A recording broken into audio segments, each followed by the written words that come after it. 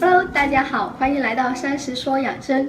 现在已经是秋季了，大家好，欢迎来到三十说养生。身边总会有些是秋季了，一到入秋，而且还是咳嗽很久还不好。身边总会有些总是不断尾巴，而且还是咳嗽声也替他们着急，总是不断尾巴。今天我们就来说说他们的咳嗽食疗改善咳嗽老不好的问题。今天我们就来说说，第一是通过食疗改善咳嗽老不好具有很好的补气作用。第一是黄芪，如果出现了肺气虚的情况，那么就会导致身体容易出汗。如果出现了肺气虚的情况，那么就会导致黄芪具有很好的固表以及入肺的作用。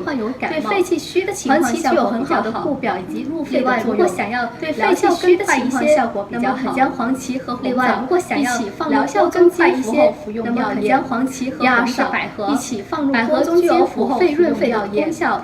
第二是百合，如果是长期咳嗽的具有补肺润肺的功效，有肺气虚的情况，如果是长期咳嗽，百合就是一个很好的选择。那么一定是患有肺气虚的情况，还能够促进身体快速的吸收，好的选择。百合特别适合一些肺气虚、快速的吸收、久咳不愈的患者。百合特别适合一些肺山是干咳或者久咳不愈的患者滋阴润肺以及养胃益气的作用。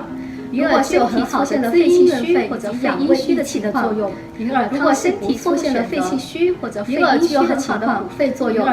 另外，银耳不只具有银耳具有很好的补肺作用，而且还能够调理由于积劳成疾所引起的肺的作用，而且还能够调理由于积劳成疾所引起的咳嗽。三药具有肺部燥热气虚、健脾益肾的作用。三药具有能够有效的促进身体强健益肾的作用。三药具有很好的温补作用，同时也不容易引起身体燥热。三药具有很好的温补作用，同时也不容易引起身体燥热，调理肺气、循序渐进的非常好的效果。身体好了，我们调理肺气，大家还有什么问题的话，不妨在留言区告诉我们。就讲到这里，大家还有什么问题的话，我们明天见。在留言区告诉我们，同时不要忘了关注我。